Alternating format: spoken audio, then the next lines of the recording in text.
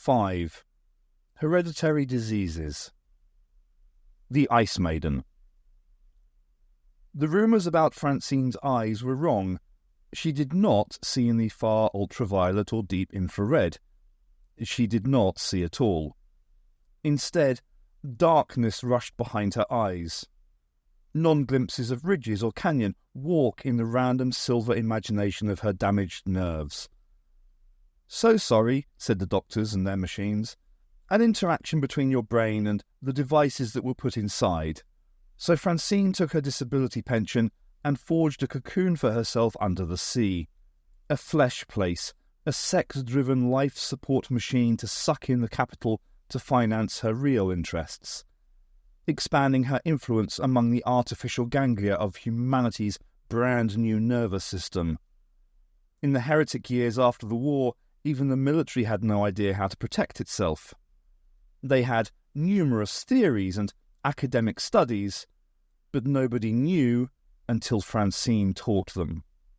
Francine, pirate of the wide-open Silicon Sea, blind eyes illuminated by the folded neon structures of the datascape, pillaging the fortresses of the corporations and government agencies.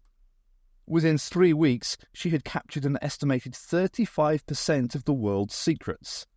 The establishment learnt fast.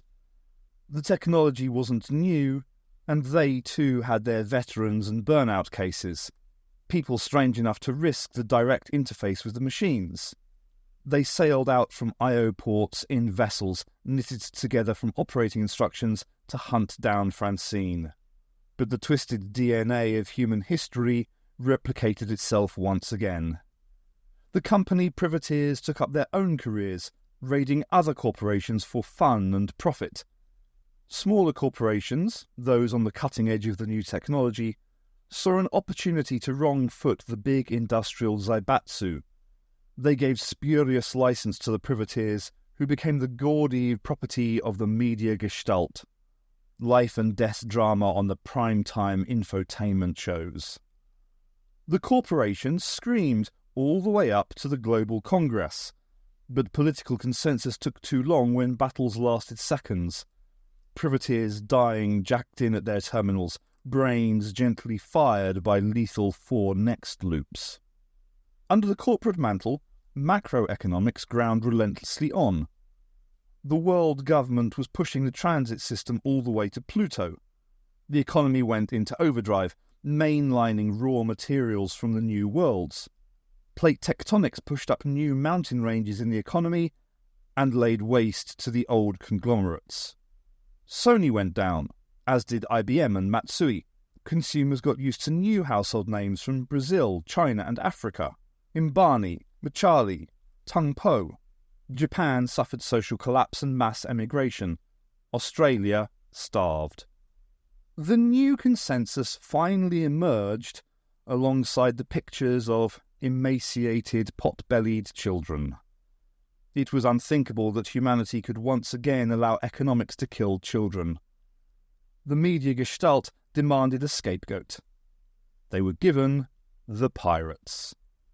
Their high profile, their mystery, and amorality made them perfect targets. The only problem was how to stop them. Francine had long since vanished from the Silicon Sea.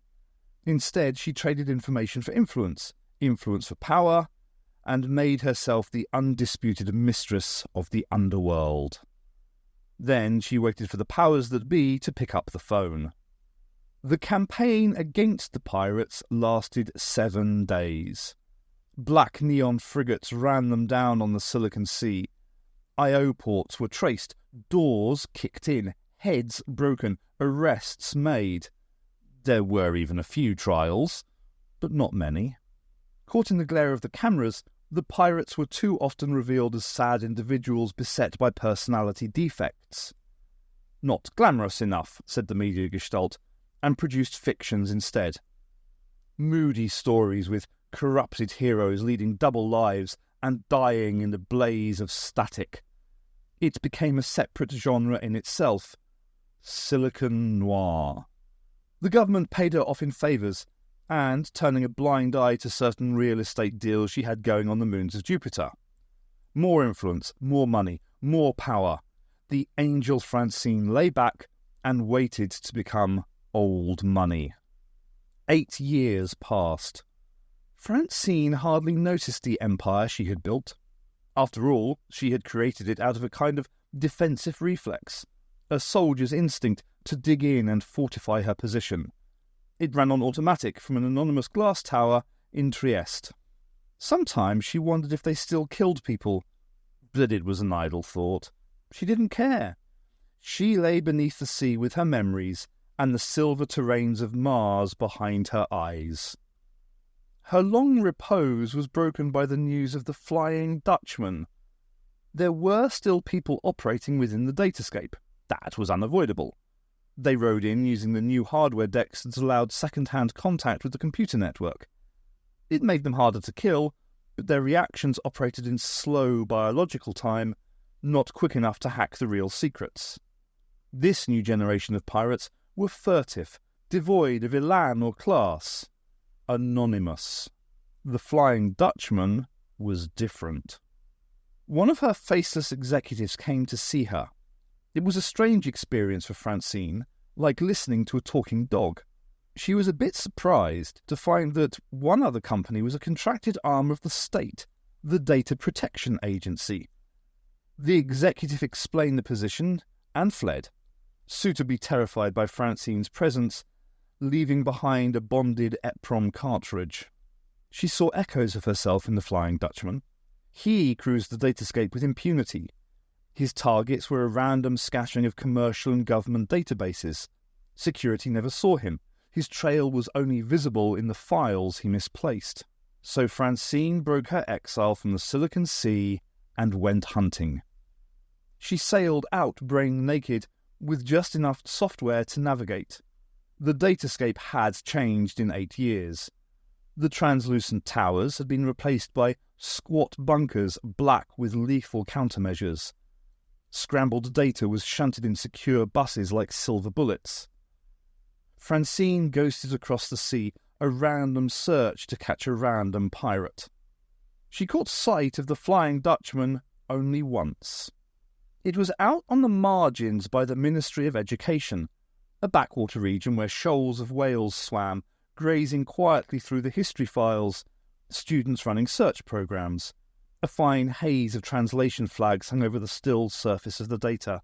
A flock of updates wheeled overhead. Occasionally, one would dive into the files and vanish, rising up moments later with an error squirming in its beak. The 3-masted galleon was beautiful. Image resolution so high that it looked like a physical object.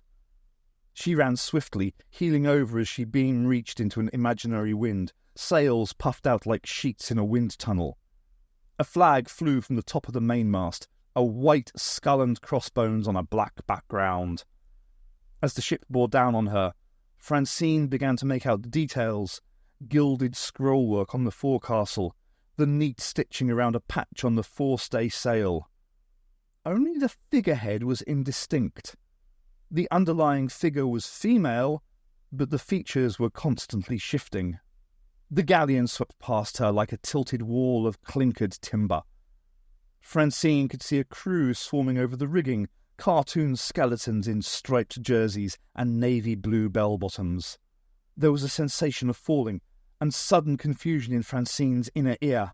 The file surface was in motion, rippling in the galleon's wash, white pixel spray flying up around its bow. She realized that the image of the galleon was so intense that it was distorting the fabric of the datascape, dragging everything into its own reality. A man appeared at the galleon's rail, wearing a felt hat and an Afghan coat. He looked down at Francine and said something. It was a strange thing to do in the perpetual silence of the Silicon Sea. The man seemed to realize this and held up his hand. "Just a moment," and produced a megaphone. Nothing technological, just a metal cone with a mouthpiece at one end. "Ahoy there! Software off the starboard rail!" he shouted, and with his voice the silence broke. Sound rushed in, the creak of the galleon's rigging, the slap of water against its hull, the raucous cries of the circling updates, and the long, slow white noise of the sea itself. There was the feel of wind against her face and salt spray in her nostrils. Canvas cracked above her head, and suddenly she rode a ship, a white schooner, that cut through the swelling waves of data, keeping a parallel track with the galleon. "Good, isn't it?" shouted the man at the rail. "How's it done?" There was brilliant sunshine now. She could feel the warmth of it on her skin. "That would be telling," said the man. "Are you the angel Francine?" "Yes." "Good. I have a message for you." The man tossed a bottle down to her. The glass sparkled in the sunlight. There was a roll of parchment stuffed inside. "Who are you?" shouted Francine, but the man had vanished from the rail. There was a crash as the bottle smashed on the deck of the schooner, glass fragments shattering the unreal light. Francine found herself back in the darkness of her room. The Braille printer beside her was chuntering hard copy onto the floor. There was a salty wetness on her cheeks. She snatched up the first page of the hard copy and ran her finger along the top. There was a raised pattern in the centre, the printer's best guess at a company logo. There was a Braille translation underneath. Imogen, wholly confidential. Übersoldaten, Generation 2. 21 years before. The stop. "The light at the end of a tunnel," said the doctor, "is often that of an oncoming train." They had penetrated perhaps 600 metres into the tunnel, and the ambient light from the station behind them had long become a tiny point in the distance. The doctor had produced a small torch from his pocket. They needed it. Shafts bisected the tunnel at random intervals. The doctor almost fell into the first one. "What do you think it is?" he asked. Kadiatu didn't answer. She was trying to keep her grip on the doctor's forearm. The fingertips of her right hand had found a shallow depression in the tunnel wall, and she was trying to exploit it for leverage. Her kneecaps hurt from their impact on the floor, and she was sure that the twisted position of her back wasn't doing her spine any good. Light flickered below her as the doctor played his torch over the sides of the shaft. "I think it's a maintenance conduit of some kind," said the doctor.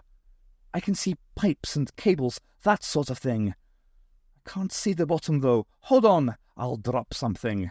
Kadiatu fought the slow progression of her fingertips out of their hold.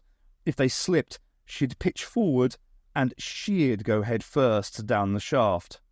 There was a small sound from a long way below, metal hitting concrete. "Were you counting?" asked the doctor. "I made it 132 metres. A drop of sweat rolled off the bridge of Kadiatu's nose and into her left eye. "You can pull me up now," said the doctor. "I finished down here." It wasn't easy. Kadiatu wasn't sure it was possible, but she found the strength from somewhere and hauled him up. It would have been simpler if the doctor had used his free hand to help, but he didn't want to let go of his umbrella. "How do we get across?" asked Kadiatu. "We jump," said the doctor. "The exercise will do you good." They walked a few metres away from the edge. "You go first," said Kadiatu. "As you like," said the doctor. Kadiatu was suddenly alone in the darkness. The torch bobbed along at waist level as the doctor ran back towards the shaft. The soft slap of his shoes on concrete stopped. The torch flew through the air, and then there was a sudden scrape as the doctor landed. "Your turn," said the doctor. Kadiatu figured the shaft couldn't be more than 2 metres across. She should be able to jump that. "Right," she said. "I can do this." The doctor pointed the torch at the edge of the shaft. "Jump there," he said. Kadiatu took a couple more steps away from the edge, then a couple more. "That's enough of a run-up," said the doctor. The shaft was a square of darkness behind the patch of light thrown by the torch. The doctor's eyes glittered in the scant reflected light. 2 metres. Easy. The torch went out. "Oh dear," said the doctor. "What happened?" "I'm fairly certain that it's the batteries. What do we do now? Have you moved since the lights went out? No. Then it's simple. When I say run, you start running. I'll tell you when to jump. What? Ready when you are? Can you see in the dark? No. So how are you going to know? I have an excellent sense of spatial awareness. Bollocks. Did you say something? No. I'm going to count to 3, all right? No. Run! The body started without her, took off through the darkness towards the doctor's voice, her rope-soled Bejan pumps, 3.75 from a stall in the plaza, getting good traction on the gritty concrete floor. Her eyes hurt from being held wide open for too long, useless in the total blackness. Her mind caught up with her body, snapped back into a total awareness of her physicality. The doctor must have shouted jump, because she sailed through the air and fell over on the other side. She rested on her hands and knees for a moment, before standing up, the whole event fading nightmare-fast from her mind. There was light again. The torch lit up in the doctor's face and threw his huge shadow across the wall behind. "Perhaps it wasn't the batteries after all," he said. Kadiatu said nothing. She didn't want to talk about it. She didn't even want to think about it. When the doctor started down the tunnel again, she followed him, silently.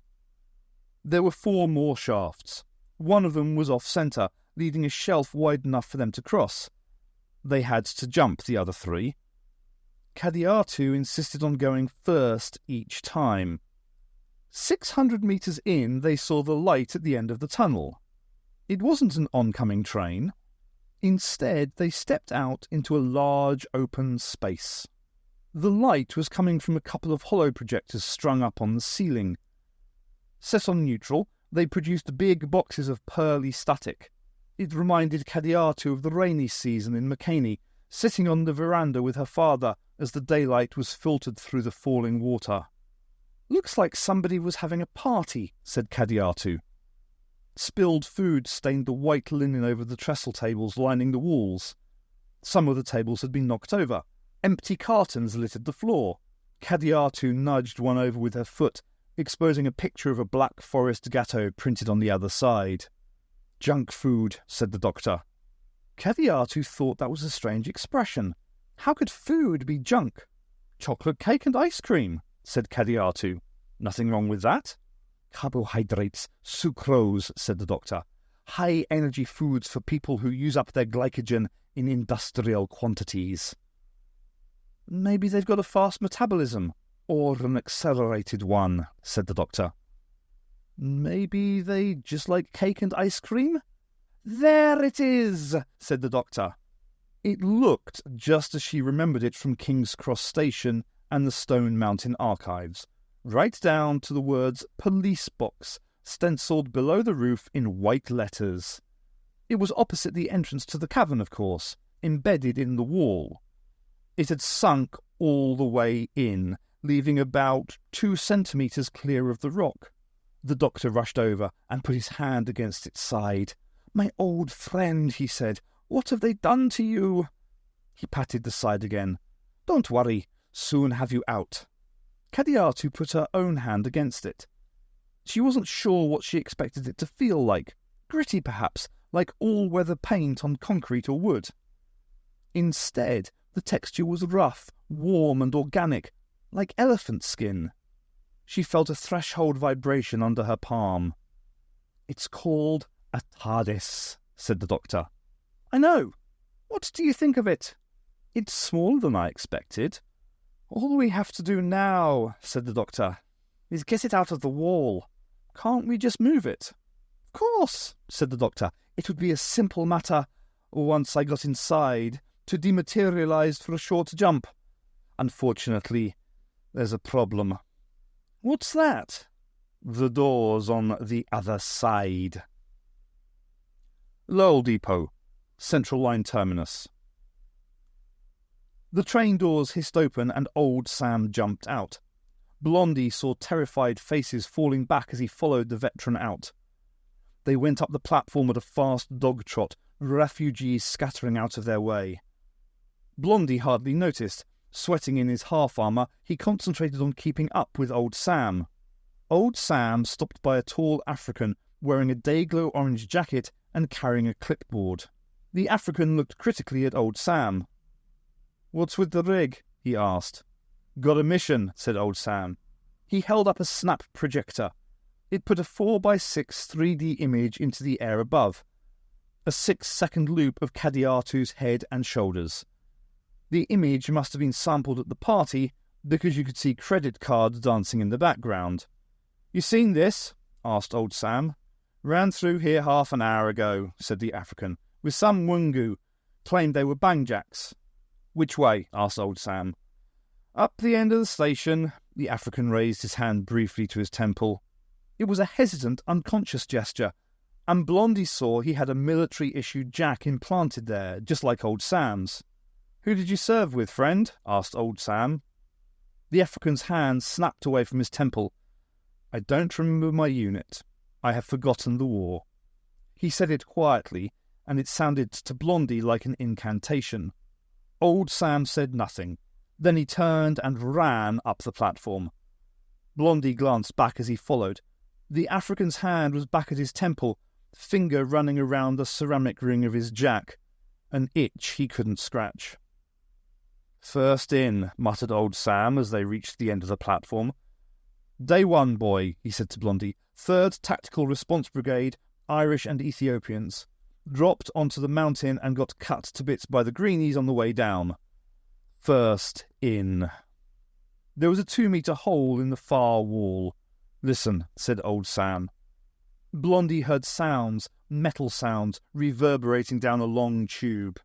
"Visors down, boy," said Old Sam, "and in we go." Blondie sealed the helmet, the charger whine scaled up into the ultrasonic, and the world went video game again. "First in," he heard Old Sam mutter again, "and he wants to forget. Damn." The stop. His mind was like an orchestra after a mix-up at the printers, each section playing from a different score. Someone, perhaps a flautist, was playing a clear, lucid solo that spoke of life as organised patterns of energy. He could believe that. Hadn't he met the occasional intelligent energy field in his time? It might be living in the tunnels, a pattern superimposed over the carrier waves. Was that possible? "Hey, Doctor!" The string section was playing a single chord, endlessly repeated in a thumping rhythm, Stravinsky's Rite of Spring. Subterranean forces gathering out of sight. The pitch spoke of power, the rhythm of danger. "Hey, Doctor, why don't you?" The woodwinds were playing honky-tonk, gaily improvising around the polyphones. Spirit music percolating up from old Africa, work music, wedding music, funeral music, smoky dens full of life in the orchestra pit of his imagination. He would have to get back on that one. "Hey, Doctor, why don't you just stick your head up?" Sharp sounds from the percussion section, rim shots and rolls, firecracker sounds with zips, whirs and ricochets. Below that, a drumming sound. Coconut shells on damp earth. I was sent to military academy as an orphan. Horses' hooves on the overripe fields of heaven. I wasn't very good at it, though, because I was such a bad shot. Some mad drummer hit the room a bit hard because wood splintered. There was a smoking hole in the upturned trestle table 6 centimetres to the left of his head. I've got much better since then. "Hey, Doctor, why don't you just stick your head up so I can blow it off?" Benny. This is not the time, thought the Doctor, for extended metaphors. There was another bang and another hole, this one to the right of where he was crouching and lower down. Whatever it was that Benny was firing at him, it went through wood. The trestle table he had dived behind was only protection because she couldn't see him. He looked around for Kadiatu, but she was out of sight. She had jumped in the other direction when the shooting started. "Come on, Doctor," called Benny. "I haven't got all day." The Doctor judged from her voice that she was about 30 metres away, a little to the right, standing by the entrance to the cavern. Somebody else was with her. He could hear another pair of feet shuffling on the floor. The Doctor considered his options. If he stood up, Benny might shoot him. On the other hand, there was nowhere to run to, and Benny could just walk over and shoot him anyway. The doctor sprang to his feet. "Don't shoot!" he shouted. Not very original, he was the first to admit, but it had worked in the past. "Why not?" asked Benny. She held the pistol in a one-handed grip, arm extended, elbows slightly bent to absorb the recoil. There was a trick to dodging bullets. It involved a detailed knowledge of the musculature of the forearm and precise timing. The doctor wished he could remember it. Benny's companion was a young woman with nervous eyes. It was obvious to the doctor that she didn't like what was going on, but wasn't about to get in Benny's way. He could understand that. "Why?" "Because I've been taken over by a fucking alien intelligence," said Benny. "Why do you think?" "Fascinating," said the doctor. "How did that happen?" "You tell me, doctor," said Benny. "I was stepping out of the TARDIS behind you, and the next thing I know I woke up in a sewer." "What's it like, this possession?" "Well, at first I thought I might have picked up a spore, one of those Hootai things. But it doesn't feel organic enough. This is why you came here, though, isn't it, Doctor?" "No," said the doctor. "Not this time. But this is your kind of deal, your purview, so to speak." "Is that why it wants me dead?" Benny smiled.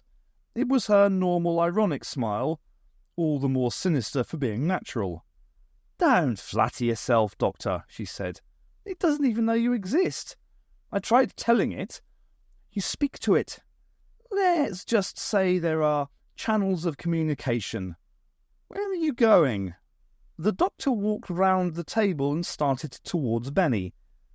"It seemed unnecessary for us to be shouting at each other." Benny's companion shrank back as the doctor approached. "Don't be alarmed," the doctor told her. "She's the one with a gun." "Stop there," said Benny.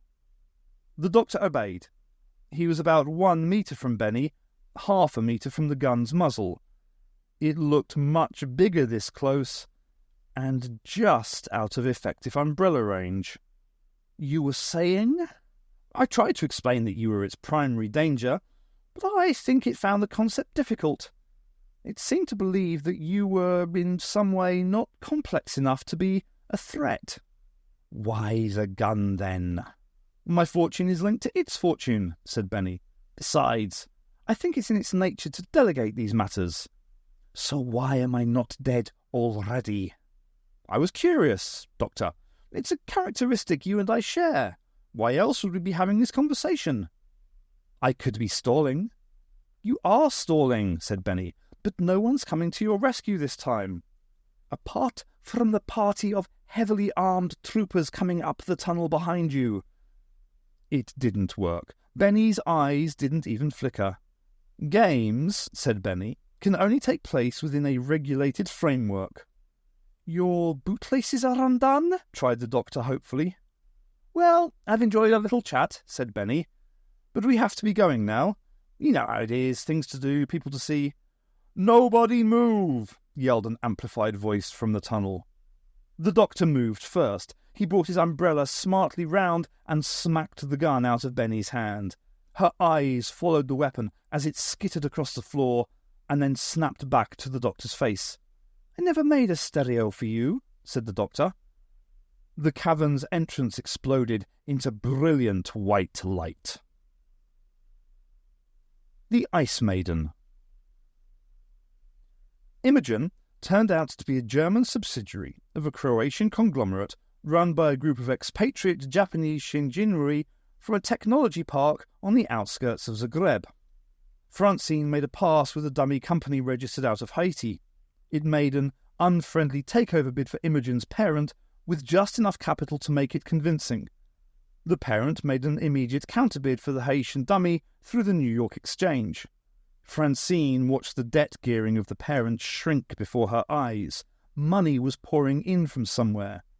She upped the stakes by creating an imaginary consortium to back the Haitian dummy, a network of small private firms with a sudden burning desire to buy into the Balkans. Money continued to pour into the parent company, and simultaneously Francine's companies began to suffer the attentions of the Fair Trade Bureau. Francine smelt politics, and leaving the takeover battle to run on automatic, she turned her attention to Reykjavik. One of the People's Deputies on the Trade Subcommittee had an old-fashioned taste in drugs and cash flow problems. Francine's organisation took care of both, and the PD started asking questions on their behalf.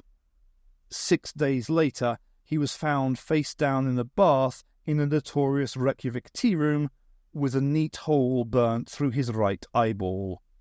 Local police, acting on information received, arrested the bagman being used as the PD's contract. Luckily, he was put under glass in a local prison where it was easy for Francine to have him taken care of. Francine realised that her organisation had become too diffused, too legitimate to be effective. So far, its actions had stayed well within tolerated business practice. Locked in the blindness of her own skull, she called herself soft. Subtlety wasn't working. It was time to see the Brigadier. Francine flew to Africa in a variable geometry ground attack fighter. The jet was factory fresh from China, a wasteful extravagance bought especially for this trip. Structured hydrocarbons exploded around turbine blades that spun on shafts lubricated with liquid Teflon. Francine left a white contrail across the sky over the Saharan National Park. The GEPA pollution permits cost far more than the avionics, and the avionics had cost a great deal indeed. It was the rainy season in West Africa. Navsat put the cloud base at 1,000 metres, electrical storms likely. The avionics hardware in Francine's brain didn't output to her ruined optic nerve. She just knew the jet's position, engine status and altitude, the same way she knew she was breathing. She put the jet down within 100 metres of the McCaney beacon, Navsat's best guess option on the Brigadier's house. Once down, she popped to the cockpit and waited for someone to ask her what the hell she was doing. Water trickled into her lap. She assumed it was rain running off the front of the open canopy. She could hear it hissing off the green things all around. In the distance, there was music. She didn't have to wait long. The airframe rocked as someone climbed onto the wing. "Are you all right?" Young voice. A boy. "Do you know the Lethbridge Stewarts?" "Sure," said the boy. "They live over there." "Go get him for me, will you? Tell him Francine's back and she needs his help." The plane rocked once more as the boy jumped to the ground. She heard bare feet pattering away. Again, thought Francine. The stop. The little man's face was creased with pain. At first, Blondie assumed he'd caught the full glare of the stun grenade, but the little man's eyes shifted to watch old Sam as he clanked in. His expression changed from pain to a bland cheeriness faster than the video frame update. "Hello," said the man. "I'm the doctor, and that was my friend Benny." "That's your friend?" said a voice from the back of the cavern. Old Sam's gun jerked around insect fast, trying to locate the source of the voice. Kadiatu stood up from behind a table. She was still wearing Blondie's t-shirt. "That's who we came here to rescue?" Something was wrong with Blondie's helmet. The target icon stubbornly refused to track Kadiatu when she moved. An ECM warning marker kept flashing in his right peripheral vision. "She is in fact a very nice person," said the doctor. "At least when she's herself. Did you see where she went?" "She went right past me," said Kadiatu, "and down a bolt hole in the corner over there." She advanced cautiously to the doctor's side, keeping her eyes on Blondie and old Sam. "Do we go after her?" "No," said the doctor. "Not just yet." "I'm glad you said that." "Stay here," said old Sam's voice over the comnet, and he shot off towards the corner. Kadiatu flinched back as he speeded past. "Did you arrange this?" she asked the doctor. "No, but you must admit it is convenient." "Very." "There's a straight tunnel heading southwest. I'm doing a reconnaissance now." "Are you going to talk to us?" Kadiatu asked Blondie, "or just stand there doing robot impressions?" "It's me," said Blondie, unsealing his visor. "Doctor, this is Blondie," said Kadiatu.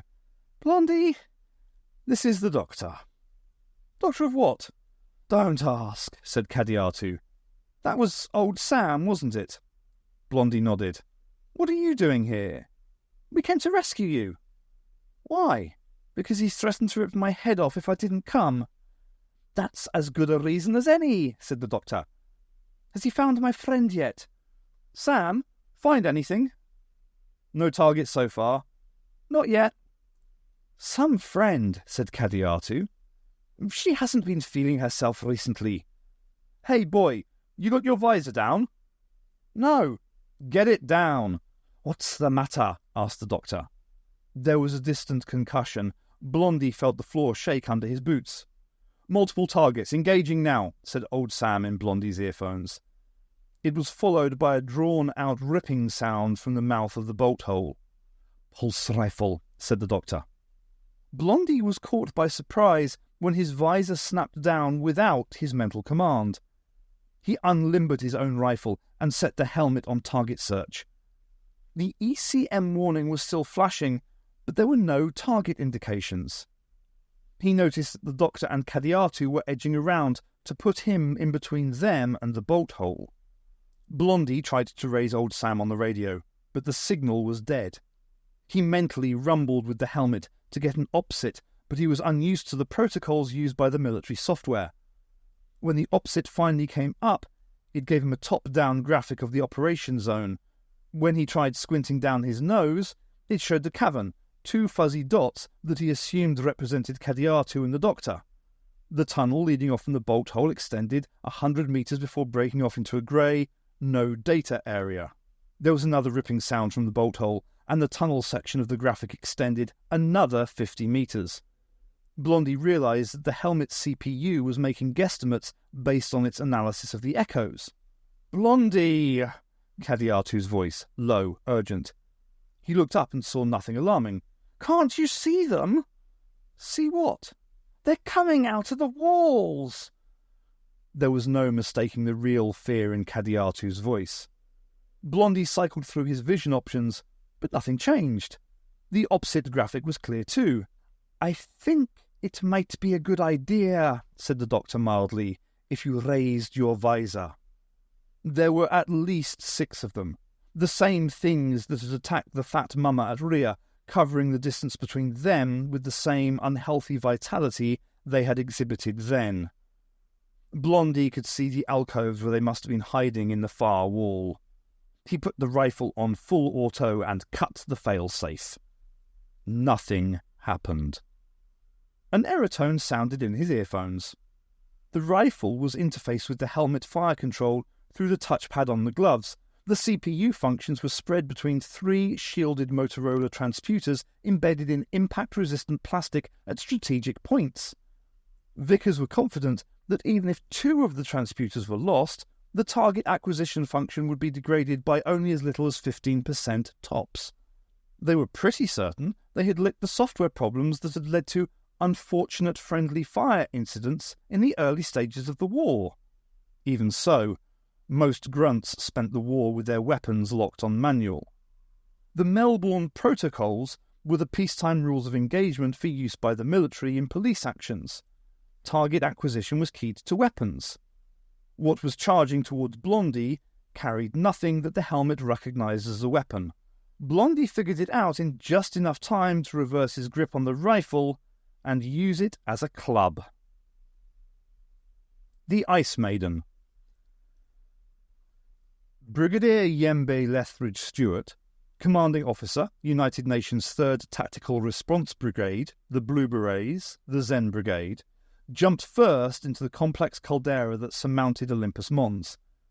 Jumped first because of tradition and because his family were crazy and always had been. First in, the legend said, last out with not a scratch on him, at least nothing visible. Retired at the end of the war to a hick town in the West African forest, stopped taking his medication and waited patiently for premature implant arthritis to kill him. Francine got there just in time. 3 weeks later, the brigadier walked into the foyer of Imogen's R&D centre in Leipzig, wearing his full combat rig, and gave its occupants 30 seconds to evacuate. Security took one look at the yellow and black trefoil stencilled on his chest and complied. He walked down sterile corridors and through rooms lit with computer-regulated UV lamps. He found a room full of mechanical wombs filled with baby monsters, engineered nightmares in the shape of human fetuses. The Brigadier terminated their life support without breaking step. The final room was painted a soothing pink and filled by 3 rows of 10 cots made from white ballistic plastic. The floor was made of interlocking planks of commercial pine, lacquered for ease of cleaning. Only one of the cots was occupied. The Brigadier's boots cracked on the floor as he walked over. A pastel-coloured LCD mounted on the end of the cot displayed the child's statistics in primary red alphanumerics. The monster was 3 months old and showing the accelerated growth of motor coordination that had been predicted in the initial studies. Imogen had taken the genetic code of the Ubersoldaten, all those crazy boys and girls that had fought for humanity on Mars, and spun out the perfect warrior. Violence woven into its DNA. Someone, a nurse perhaps, had tucked a stuffed bunny rabbit into the covers beside it. "Kill it," Francine had said. "Kill it before they turn the world into drones and soldiers." And the Brigadier had agreed. Kill it before it breeds. He stretched out his gauntleted hand. A single blow to the forehead, into the brain, painless and quick. He had to damp the feedback to the armour's servo motors to stop his hand from shaking. The monster opened its black eyes and smiled up at him. A tiny hand reached out to close around his index finger. "Da-da," said the monster. The stop. Cadiatu Lethbridge Stewart had never hit anybody before. There was a breaking sensation and a cracking sound like shattered pottery. The creature fell back, a section of its forehead driven into its brain, blood spurting from its nose. It had been so easy. The force of the blow had seemed to flow up from her hips, across her back, and down her arm. Strange how it fell down so slowly, like an object falling in microgravity or a dream. She felt surrounded by a stillness, as if she had passed through the gaps between noise. The cavern had a sharp stratospheric brilliance. To the left, from the corner of her eye, she saw Blondie swing again at the creature in front of him, the rifle passing through its arc with lazy momentum. The creature was ducking. Cadiatu could see the movement starting in its thighs, trying to get under Blondie's reach so it could close with its talons. It wasn't going to make it, though. She saw where the rifle would intersect with its head, just below the ear. To her right, another creature was in mid-air, the ballistic portion of a jump that had started a long time ago. This one might have been female once. There was a hint of breast beneath the horny carapace of its chest. Its mouth was open. Its outstretched arms were sweeping forward with needle-sharp claws on the end of its fingers. Cadiatu felt herself twisting almost before she was aware of what she was doing. She let herself go with the flow of her body, feeling the momentum of her turn translate into kinetic energy as her foot lashed out at head height. Her heel caught the creature in the solar plexus, and there was another pottery crack. She fell backwards to absorb the momentum and rolled over her shoulder. She came to her feet in time to see old Sam return to the cavern. In the strange, slow universe Cadiatu was inhabiting, the pulse rifle made a deep zipping sound each time it fired. Old Sam didn't waste his shots. The tracers burned their way through the air and exploded on impact. Within moments, the remaining creatures were dead. Cadiatu felt the world crank back up to normal speed. A sudden spasm of pain across the knuckles of her right hand made her gasp. "This is getting out of hand," said the doctor. Cadiatu looked over at Blondie, who was struggling out of his helmet. His hair was slicked down with sweat. He threw the helmet onto the ground and turned to look back at Cadiatu.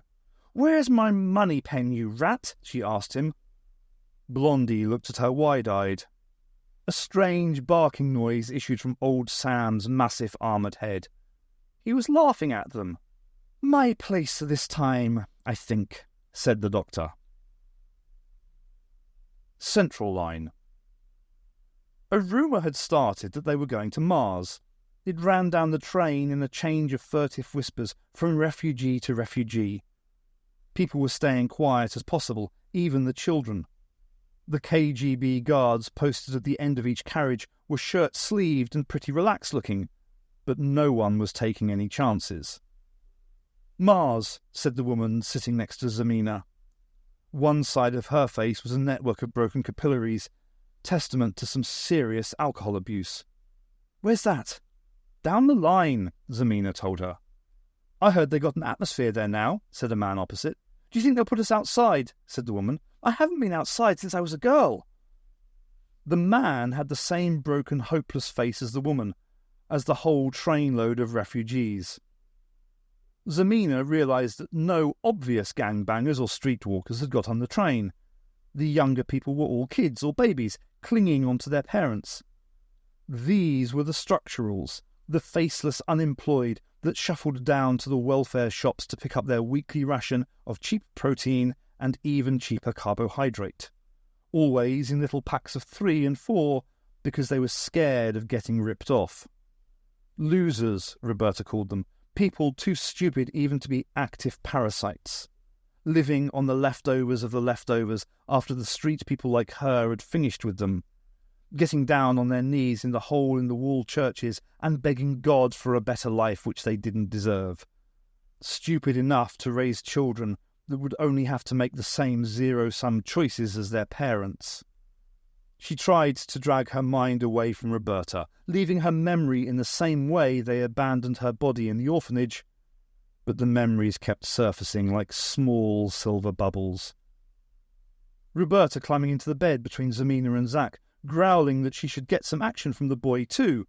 They were friends, weren't they? Share and share alike. She used to do dumb things, like the time when they both painted their nipples red with lipstick and caught the train to Riyadh during Ramadan. Spent an hour flashing their tits at the Saudi matrons on their way back to prayers. Outraged eyes shone above the black purdah veils. It got them arrested, but a policeman let them go on the usual terms. On the way out, Roberta stole his sunglasses right out of his shin pocket. Roberta always said that life was a hereditary disease, sexually transmitted and invariably fatal. Now she was lying on her back with a corpse marker pinned to her face, a second mouth between her breasts, lips red without lipstick. Zemina was running with Benny now, caught up in a hustle that had nothing to do with sex, drugs or money. Somewhere she'd stumbled across the line into a world full of monsters and strange little men with sad eyes. "We're going to Mars," she told Benny. Benny didn't look up from the tatty notebook that she constantly read. "I certainly hope so," she said. "I had enough trouble getting us on this train." London Bridge. They sat on a wooden bench under a canopy of wrought iron and frosted glass. Cold radiated from the stone platform. At the far end of the station, brilliant sunshine made the parallel tracks of metal shine. The doctor said the trains ran on those tracks, but Blondie was yet to be convinced. Kadiatu was asleep in his lap. At least she wasn't asking about the money pen anymore.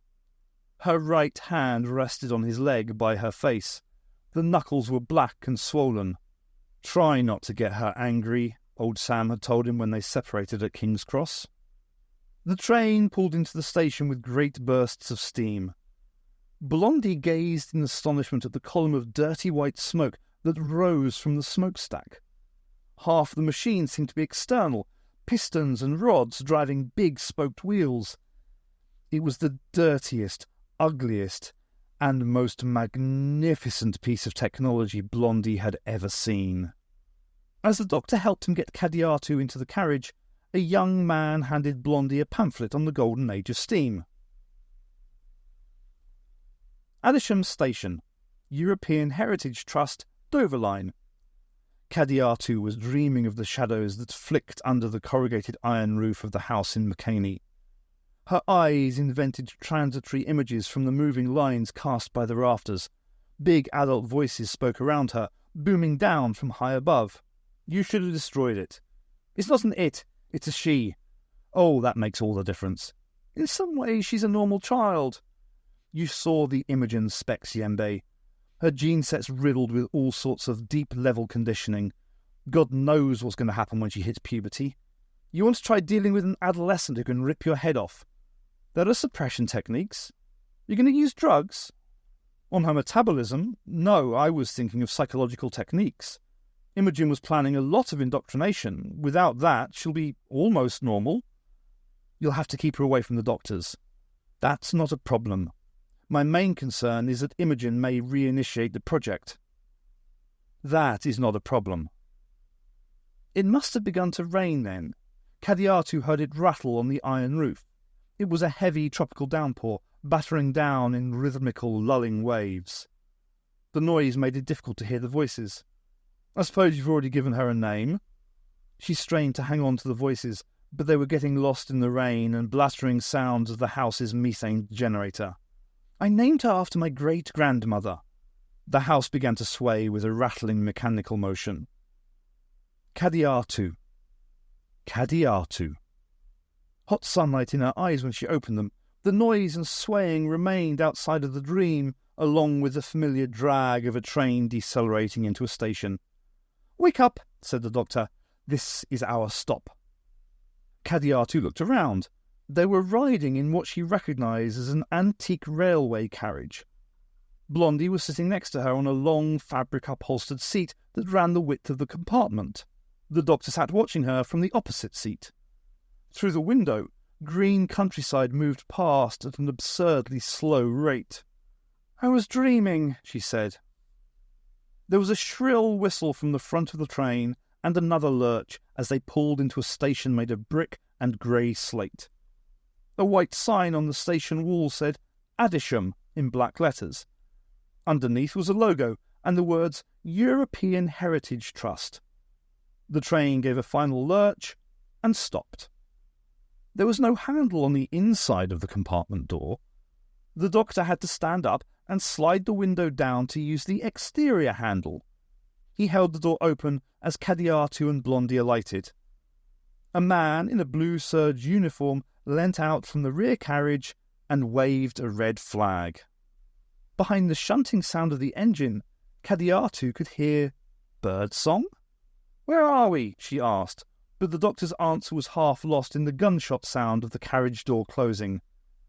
"The Garden of Eden?" asked Blondie. "Kent," said the doctor. "The Garden of England." It reminded Kadiatu of the countryside around McCaney during the rainy season. The plants were different, but it had the same lush greenness, the same gently rolling hills and clusters of neat, whitewashed houses with truck gardens in the back. Blondie took her hand as they followed the doctor along a lane that wound between tall hedgerows. She picked a plant from the verge. It was dark green and topped by clusters of pale cream buds. "What's this?" she asked the doctor. The doctor looked back over his shoulder. "Cow slip," he told her. Kadiatu ate the top of the plant. It tasted bitter, like cassava leaf. They continued down the lane. Occasionally Kadiatu would sample some bit of green that looked tasty. She didn't eat any grass, though. She wasn't that hungry. Nothing vestigial about her appendix, thought the doctor. The house was still there, and largely unchanged. Part of the Victorian greenhouse had succumbed to rust and fallen in. The satellite dish he had mounted on top was long gone. The gravel drive had been scattered by the overgrown lawn. The stables had been mended, and there was a muddy trail leading away from the doors, horseshoe shapes baked into the ground by the sun. The windows of the house were still paned, and someone had painted the frames blue sometime in the last 10 years. The doctor loved the house because it was solid and immovable. Unlike the TARDIS, the same landscape greeted him every time he opened the door. It had occurred to him that during the gaps between his visits, the house was inhabited. Furniture changed position. Holes in the plaster were mended, light bulbs replaced. It gave the house a haunted quality. Mind you, he thought, it could be me. He walked around the back of the house and tried the handle on the kitchen door. It wasn't locked. He would have been very surprised if it had been. "This can be your room," said the doctor, opening a door at the top of the house. Inside, half the ceiling sloped down towards the floor. A window was inset into a kind of alcove in the ceiling. Blondie thought that the architect must have been crazy to build a room shaped like that. You'd lost a third of your usable floor space. Why is it such a weird shape? We're in the attic, said the doctor, as if that explained everything. Most of the space left over was taken by a king-size bed made of brass tubing welded together in a grill shape at each end. It looked very old. There were cotton sheets on the bed, and the duvet was neatly furled back. They had a fresh smell of sunlight and lavender. Blondie wondered who had prepared the room. He'd seen no signs that anybody lived in the house, and certainly no cleaning drones. A purple bath towel was draped over the bedstead. "I expect you'll want to bathe," said the doctor. "The bathroom's down on the landing, third door on the left." He left the room and padded down the stairs. Blondie had never seen a room so bare of electronics before. Even in the stop, the projects had been hardwired for multimedia, infrared I/O ports or sockets to run consoles and noise buckets. There was only a single light fitting, dangling from the flat bit of the ceiling, terminating in a cylindrical paper lampshade. The light was a blown glass bulb with a coil of tungsten filament inside. Blondie thought that the design was probably illegal. He took his armour off while standing up. He didn't want to dirty the pristine sheets. As the breastplate came away, he was assailed by his own ripe smell. There was nowhere to hang it up, so he settled for piling it neatly in the corner. The doctor paused in front of the larder. "Old Mother Hubbard went to the cupboard to fetch her dog a bone," he said, and opened the door. But when she got there, the cupboard was bare, except for a sack of onions, 3 kilos of tagliatelle, 2 tins of chopped tomatoes, and a bottle of cod liver oil. He removed the items and placed them neatly on the kitchen table. At least nothing was mouldy. "And today's special is pasta alla dottore." The fridge was the colour of dirty cream and massive with rounded corners. Since he hadn't returned to the house for ages, the doctor had deliberately searched the larder first. The stainless steel handle hummed in his palm. "This fridge," said the doctor, "will be bursting with all manner of good things to eat. I will remember to go back and fill it especially." The fridge door unsealed on the doctor's third pull. A river of freezing air flowed out over his knees. Waving away the vapour, he peered in at the empty shelves. "So I forget," thought the doctor. "There's never a temporal paradox around when you need one." Right at the back of the bottom shelf were a pair of grey deodorant spray cans. The doctor didn't try to take them, and closed the fridge door gingerly. He wasn't sure what the sell-by date for Nitro 9 was. The doctor returned to the kitchen table and amused himself by chopping the onions into transparent slices. A sound came to him as he bent over the kitchen table. It floated down through the wide rooms of the house, picking up reverbs and random echoes. The doctor smiled when he heard it. It was the sound of children laughing. Kadiatu chased him up the narrow stairs to the attic. Blondie just managed to keep ahead of her, one hand stretched out for balance, the other holding up the bath towel. He'd stepped out of the bathroom and met her on the landing. They'd faced each other for a moment, a big grin spreading across her face, and then Blondie bolted for his room. He wasn't fast enough to get the door closed before Kadiatu burst in. She stood in the doorway looking him up and down, her eyes filled with a kind of lazy wickedness. "Not bad," she said, and grabbed him. She kissed him straight on, African style, black eyes boring into his, making it a contest to see who would blink first. She pushed her hand under the towel to grab his buttocks. Blondie grabbed at her t-shirt, and they broke apart so he could pull it over her head. They fell towards the bed, twisting to come down on their sides. Kadiatu made pedalling motions with her legs, trying to kick off her jeans. Blondie heard the belt buckle thump onto the carpet. The touch of her skin against his chest and thighs was as shocking as the sea. The old springs in the bed creaked as she moved astride him, one hand reaching down to guide him in. They stayed motionless at first, getting used to the feel of each other. From the window, rectangles of sunlight were texture mapped around Kadiatu's body, turning her skin a golden brown. Blondie traced the edges with his fingertips, letting them wander up her side and across the top of her breasts. She laughed. "Do you always look so serious?" "I'm a serious kind of guy." Kadiatu grinned down at him and rocked her hips from side to side. Too serious by half. The water in the gallon saucepan on the stove was beginning to boil nicely. "Not complex enough," muttered the doctor, as he poured an exact amount of salt into the water. He was used to being underestimated. In fact, it was almost impossible for him to be overestimated. But not complex enough? Was it salting? He emptied 2 kilos of pasta into the boiling water. One of them was bound to be very hungry tonight. Would Benny have killed him? He'd sensed hesitation on her part. Perhaps he should have waited to find out. As an experiment, it had a certain validity. If it had been Ace, would he have waited to find out? Perhaps not. Complexity, thought the doctor, is a matter of scale, not seeing the wood for the trees, individual people, snowflakes, that sort of thing. The onions went into the black iron frying pan.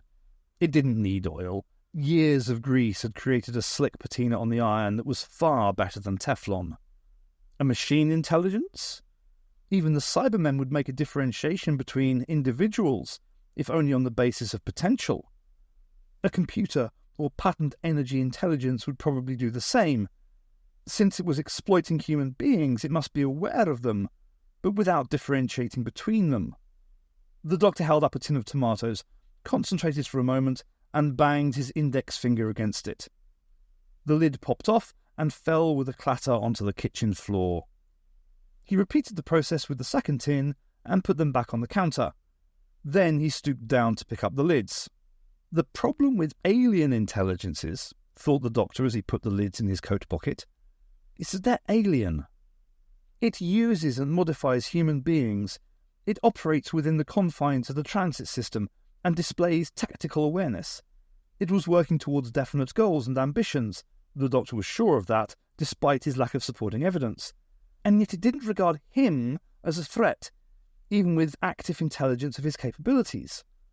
So how intelligent was this intelligence? And by what scale of complexity did it judge things? The tomatoes went into the frying pan. The doctor stirred for 32 seconds and began adding meticulous doses of herbs from the row of earthenware pots on a shelf above the counter. Unbidden, the map of the transit system floated into his mind. A maze of tunnels and stations, branches and loops. The trains shuttled people from point to point, setting off a chaotic array of interactions. It reminded him of something. All the world is silicon, thought the doctor, and all the people on it merely packets of information, doomed to fret their time upon the CPU. The doctor picked a strand of tagliatelle from the boiling water and tasted it. Ready in about 53 seconds, he decided. To a free electron, the pathways of an integrated circuit must be as vast as a transit tunnel. The electron doesn't know why it travels, has no inherent potential of its own. The information is contained in its path. Where it goes, not what it is. Software, thought the doctor, and facing hostile software. At least it's not in my head this time. Kadiatu stood at the open window and looked out over the grounds. The daylight was compressed into a narrow band across the horizon. The lawn was an overgrown tangle of competing species, wild flowers in a fierce struggle with the weeds and grass. Fruit trees of various ages were scattered randomly across the lawn. An advance guard parachuted in by the orchards, waiting on the hills to the west. Kadiatu imagined the season spinning by, the orchard marching down the hill to lay siege to the house. Branches battering at the red brick walls, roots burrowing into the foundations with vegetable patience. The long, slow agony of death by tree. It was called ecological reversion. Kadiatu had studied it in her 4th year at school in the period after history. The last sunlight cast deep shadows under the trees. Who knew what lived in an English wood these days? They'd reintroduced wolves to northern Europe in the middle of the last century, a domesticated version carefully modified not to attack humans. It was rumoured that that Wicker Society had cooked up their own revisionist strain, more in line with their belief in an unfettered ecosystem, one that regarded people as fair game. A hotly debated topic was which characteristic would breed true in the general wolf population. "Blondie, you ever killed anyone? You were there. I mean before." She almost said before the doctor arrived. "Once, in a knife fight." "How did you feel afterwards?" "Glad," said Blondie. "I was glad that it wasn't me." "Do you feel sorry?" "I don't know. Angry, upset, maybe. I was trying to escape the cops at the time." "But you felt something?" "Yeah, well, you got to feel something." "Blondie, what?" "I don't feel anything." "Maybe you're still in shock." "Yeah, maybe." The orchards had become black tangle running up the hill. Kadiatu's mind suddenly populated it with wolves padding down the silent aisles between the trees, man-killer genes ticking away under their grey fur. There was the sound of a gong being rung downstairs. "Supper time," said Blondie. Kadiatu heard the bed creaking as he climbed out, and then his breath on her shoulder. He slipped his arms around her waist, and she leaned back against him. "I can feel your stomach rumbling," he said. "I think I enjoyed it," said Kadiatu. Aktura Station, Stunnel Terminus. A drone with Dogface's personality met her at the entrance to the station. It was a Kenyan job, an upgraded version of the drones that the floozies used for routine jobs. Dogface had at least 30 scattered around the transit system. This one had a spray-painted basset face on its nose. The standard joke amongst the controllers was that the drones were more attractive than the real Dogface. Not that that's much of a challenge, thought Ming. "You're going to love this," said the drone. It had a chipped voice worked up from samples of Dogface's own. The speech pattern was derived from years of association with bad company. Ming hated the damn things. One Dogface was more than enough. She stepped onto the station for the first time since the accident. The KGB had cleared the floor and walls. They'd been forced to lease a scrubber from a cleaning company that specialized in scouring spacecraft. It used high-pressure jets to liquefy the human remains and then hoovered them up. There were 4 big tanks of the stuff now, and there were a lot of debate about what to do with them. Ming suggested painting the tanks black and half embedding them in puff concrete. Line them up in Constitution Plaza, put up some plaques, and you have an instant memorial. Some wag of a pundit had suggested that, since most politicians were slime, death had merely caused them to revert to their natural state. The Justice Ministry was probably raiding its databases right now, looking for a law to arrest him with. Ming put her money on seditious abuse, 5 to 10 with time off for good behaviour. Politicians had no sense of humour. The scrubber had left melted-looking score marks on the floor, particularly bad to the rear of where the podium had been. Where the rented crowd had been standing, the slime had been 3 centimetres thick. Event Horizon had lost 300 of its best performers that day, and was threatening to sue the transit system for negligence. Lambada was waiting by the Stunnel gateway.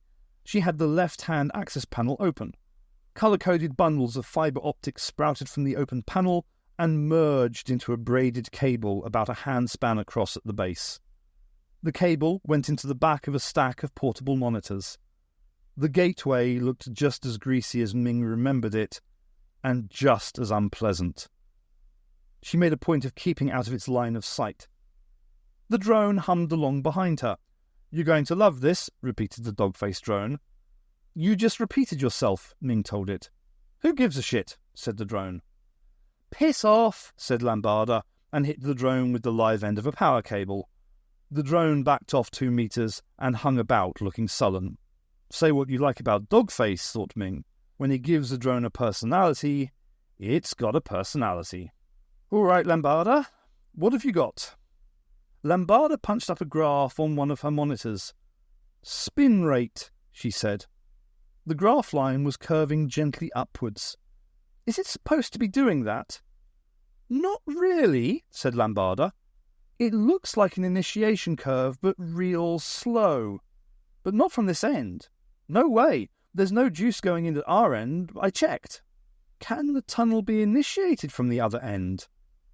Lambada shook her head. Has to be both ends at once. Principle of interstitial synchronicity. Are the Acturans doing it? Not a word down the carrier wave since the incident. And it's 26 years each way for radio. Lambada put a different graph on the next monitor along. It was a scaled-up version of the first. See that? She asked. That's a projection of the spin increase. Whoever's doing it is going to be ready to come through in 48 hours. If we let them, said Ming. If we let them, said Lambada. We're not going to do that, are we? No way. Good. Because whatever's at the other end of that tunnel, said Lambada, it isn't the Acturans.